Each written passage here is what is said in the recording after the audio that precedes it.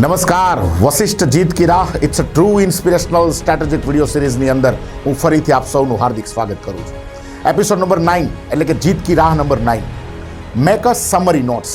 Yes my friends, JEE અને નીટની preparation કરનાર દરેક વિદ્યાર્થીઓએ સમરી નોટ્સ બનાવવી જોઈએ, કારણ કે એક્ઝામના આગલા દિવસે આખો સિલેબસને જો આપણે રિવાઇઝ કરવો છે તો આપણે બુક્સમાંથી રિવાઇઝ નહીં કરી શકીએ, ક્લાસ નોટ્સમાંથી રિવાઇઝ નહીં કરી શકીએ, પરંતુ જો આપણી પાસે સમરી નોટ્સ હશે તો આપણે એને ઝડપથી સારી રીતે ઓછા સમયની અંદર રિવિઝન કરી શકીશું. આખું પીસીબી લગભગ 100 ચેપ્ટરની અંદર તમારું ડિવાઈડ છે.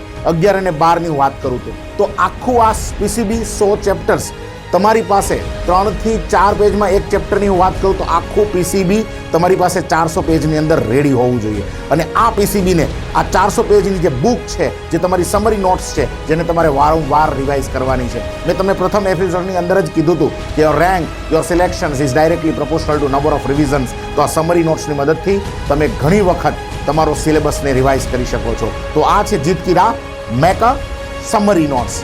તો આવી અવનવી સ્ટ્રેટેજી મેળવવા માટે અમારી સાથે જોડાયેલા રહો દર શનિવારે વસિષ્ઠ જીત કી Raah it's a true inspirational strategic video સિરીઝની સાથે. Thank you very much.